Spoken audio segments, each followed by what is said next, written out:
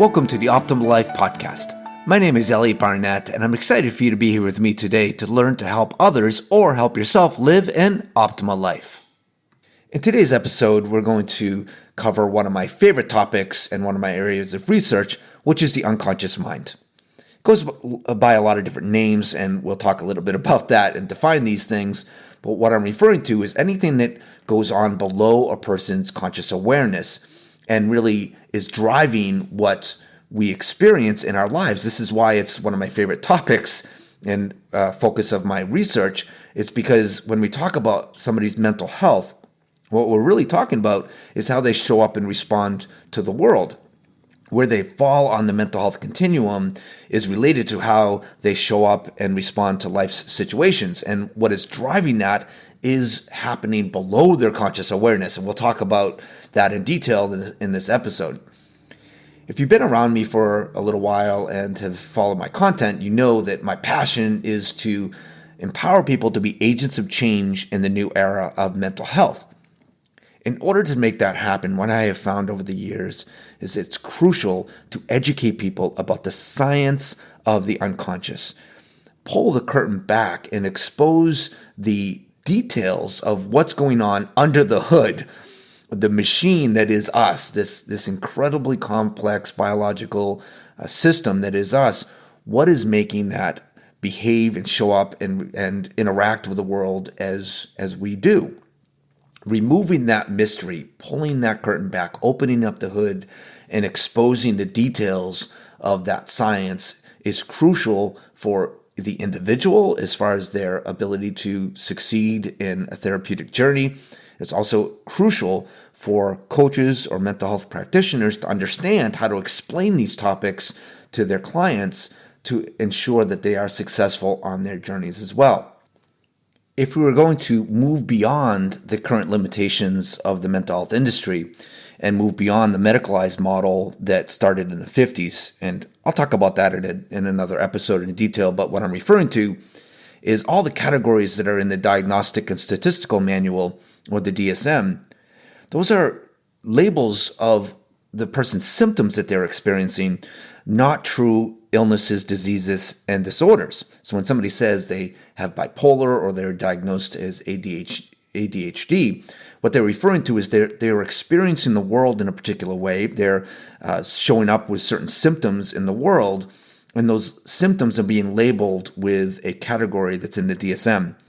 And the reason that's important is because when we start to expose the science of what's really going on behind the scenes and understand that the root cause of mental health challenges are metabolic in nature and how the nervous system has been conditioned.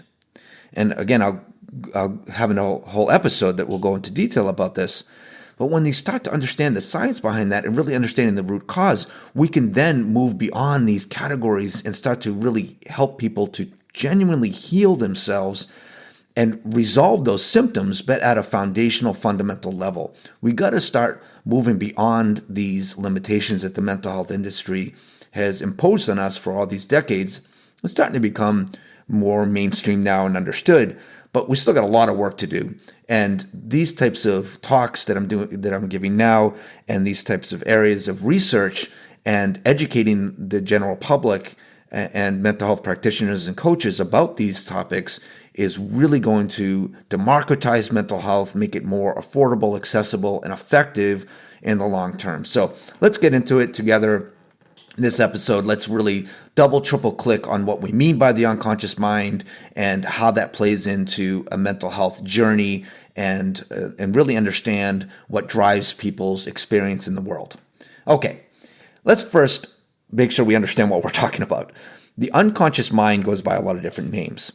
You might hear the terms the subconscious or the subconscious mind. You might also, in literature or research, you might see things like implicit cognition, which is another term. So let's talk about what those actually mean. Like I said at the beginning, what I mean is really anything that's going on below the conscious awareness.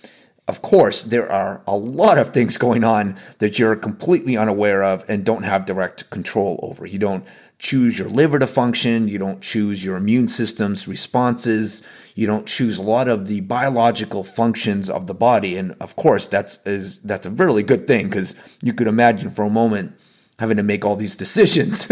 It would be impossible. So there's a lot of things that are going on biologically on your behalf, and that's crucial for us to function. What we become consciously aware of is just a small fraction. Now, you'll hear things like 90% of the human experience is done by the subconscious, right? Okay, there's no objective measures. It's you can put all sorts of different numbers to it, but let's just, for the sake of argument, the overwhelming vast majority of what it is to be human is done below a person's conscious awareness or on the person's behalf. The term implicit cognition is kind of an interesting one.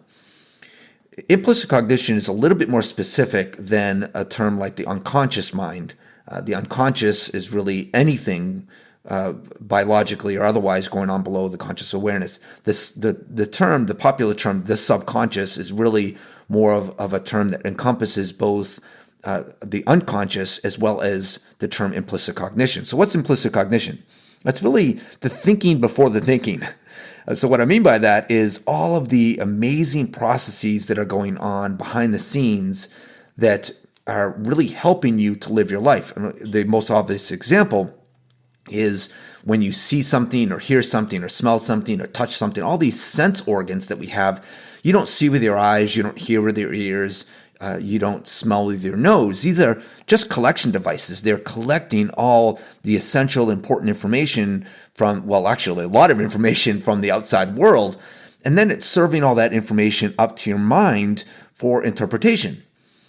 What shows up at your conscious awareness is a tiny fraction of the details that came in. What your mind thinks you need to know that you need to know about. Well, that's really key to understand, and that is implicit cognition in action. It's all of the processes, the pre-processing that's going on behind the scenes that then serves up information to your conscious awareness so that you can then make decisions from there. So it's very important to understand the role that that implicit cognition plays in our life and how this plays into mental health. So let's talk about that. What is the role of implicit cognition and the role in general of the unconscious? Well, it's really to keep you safe. It's to move you away from threat and towards safety. It evolved in a very different time than we live in now. You could imagine for a moment living on the plains of Africa thousands of years ago, and you're around a campfire and there's a rustle in the bushes. Now, we are the descendants of those that got up and ran away, not those that went to investigate or were curious as far as what the rustle in the bushes was. Now, you might look silly because it was simply the wind, but at least you're still alive because it could have been a lion, right? So we are the descendants of those that had information generated on our behalf, and we acted immediately. We know this. When something scares us, we feel ourselves move away from that before we even acknowledge consciously what it is. If we put our hand on the stove, we don't think about moving our hand away. Our hand literally moves on our behalf away from the stove. So it's incredibly powerful and plays a crucial role in our survival. And we'll talk a little bit about how that has gone maybe awry in our current life situations when we talk about having issues with anxiety or other social phobias. This is the unconscious or implicit cognition overreacting to situations. When you think, I want to go to that party, but I'm scared, or you're having social anxiety issues, there's not an actual real threat to your survival, but somehow your implicit cognition is telling you that there is, and it's moving you away from that perceived threat and towards the familiar or towards safety. But of course, you don't want that. You want to actually, potentially go to the party. You want to overcome your social anxiety, but it's in a way paralyzing you. And understanding the role of implicit cognition and the unconscious and how to influence and train your unconscious is the entire point of cognitive response therapy. That is the journey that you take through cognitive response therapy and through the ARAEt framework and the first couple phases of the ARAEt framework, because understanding how to train, collaborate, and influence the unconscious. You never control it by definition, but understanding how to train and influence it over time reconditions the nervous system. How you show up and respond to life, your mental health, what you label as these categories in the DSM are descriptions of how your nervous system has been conditioned to respond to the world.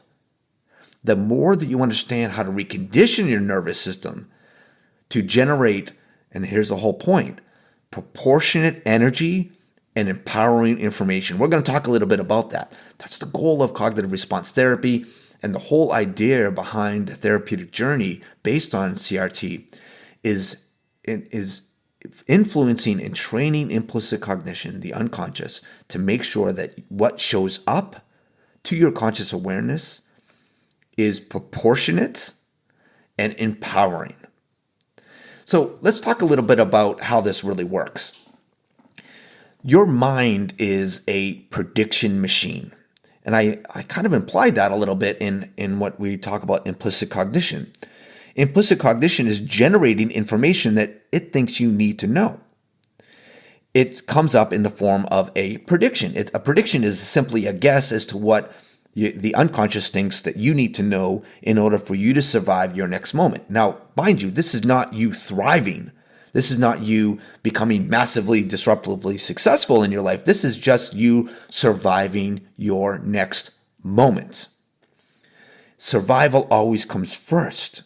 Seeking opportunity in our ancestors always came second. There's no reason to seek opportunity if you're no longer alive. So obviously survival came absolutely first. And the way that your brain makes sure that you survive is to predict what it thinks is going to happen next based on what's already worked before. This is how predictions work. And this is the basis for cognitive response therapy, is identifying what we refer to as predictive response cycles. Think about it for a moment. If the prediction shows up from the unconscious and it's a guess as to what it thinks you need to know, and it's based on things that have happened before, that hints at the fact that you're going to follow patterns. Because where do those predictions come from? Well, they're based on the information that it's gathered from the outside world, right? All of the sounds and the sights and the smells and all the information that it's collecting from the outside world. It's also based on the state of your body, of course. Now, we know that we perceive a situation differently if we're hungry or tired or grumpy or whatever it is, based on how we feel inside what I call in my research the response state of the body. Your response state obviously influences how you show up and respond to life. So it wouldn't be a surprise that the state of your body influences the predictions that are generated by the unconscious. So it's going to collect information from the outside. It's going to kind of look at the state of the body, how are we doing inside? And then it's going to look at what? Well, your memories. It's going to start thinking, what happened last time that we faced a similar situation to what we're facing now? That's what shows up as far as the energy of the body and the information of thought. That's how predictions communicate to the conscious awareness. There's a chemical response of the body, what we label as a sensation or a feeling of the body, which then we eventually label as an emotion. Sensations of the body and feelings are just that. They're just feelings and sensations of the body. What we label as with emotion words is that's us actively participating in labeling those sensations. And that's incredibly important to understand, because the chemical release is just the chemical release of the body. The feelings and sensations are just feelings and sensations.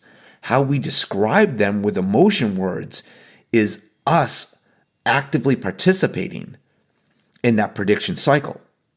That's crucial to understand, because if I face a situation and I say I'm scared versus I'm excited, I'm labeling that with two different emotion words. And imagine the difference in the outcomes to those situations.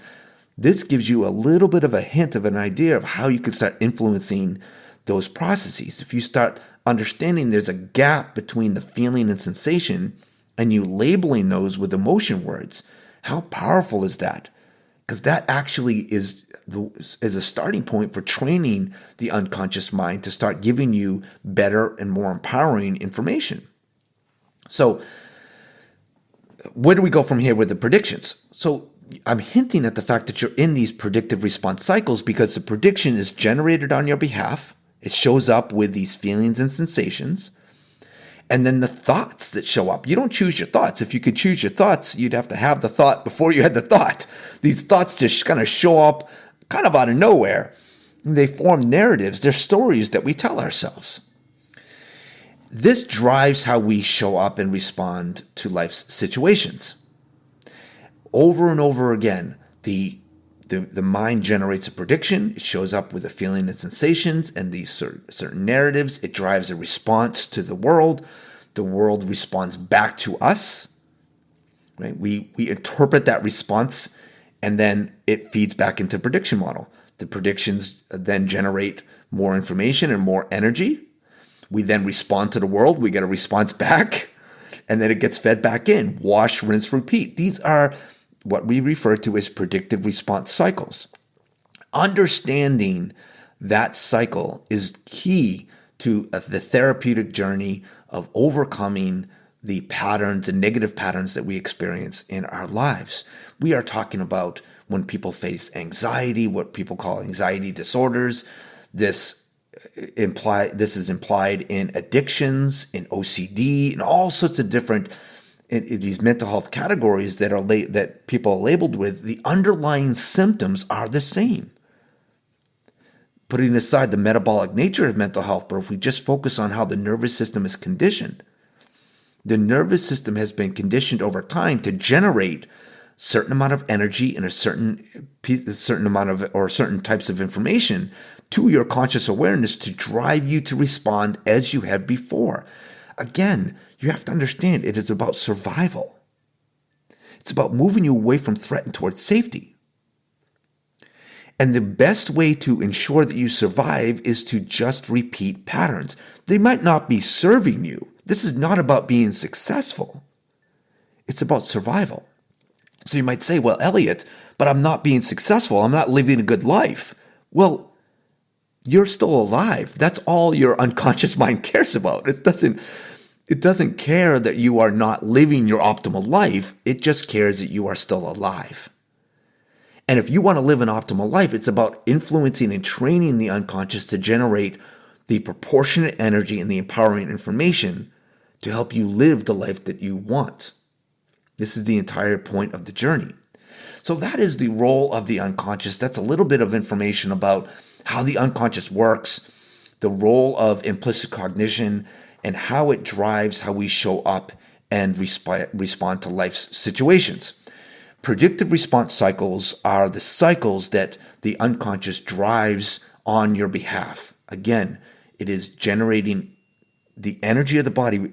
The chemicals that we're talking about here are just things like norepinephrine, adrenaline, cortisol. These are the quote-unquote stress chemicals that are giving you the feelings and sensations that you label as I'm stressed out, I'm anxious, I'm scared, I'm fearful. All these different words that we use, these are labels to those sensations that are really just rooted in a handful of chemicals released in the body. We want those to happen.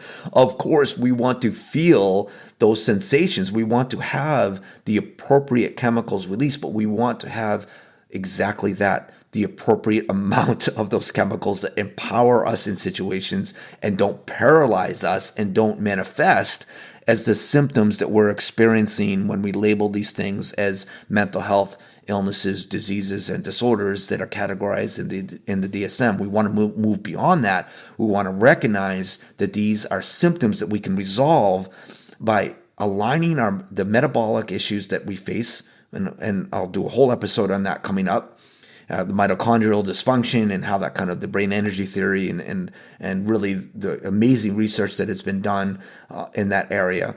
But as far as putting that aside, the nervous system, the way the nervous system has been conditioned over time, through your lived experiences, that is what we can influence and train directly.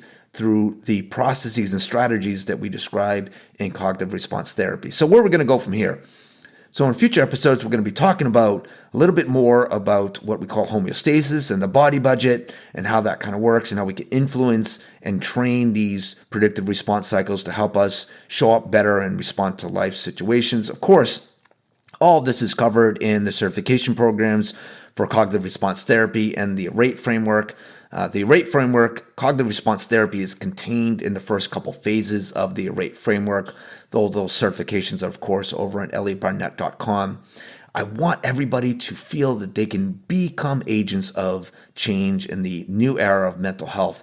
It doesn't matter if you're a coach right now, or a mental health professional, or just somebody that wants to help others live a better life, or if you just want to help yourself. These are all about, the certification processes are all about democratizing mental health, making mental health more affordable, accessible, and effective. We can do this together. We can usher in the new era of mental health. And it is all about making sure that all this information is available to people to action on in their lives, to move them from wherever they are now to where they want to be and live the life that they deserve, their optimal life. Until next time.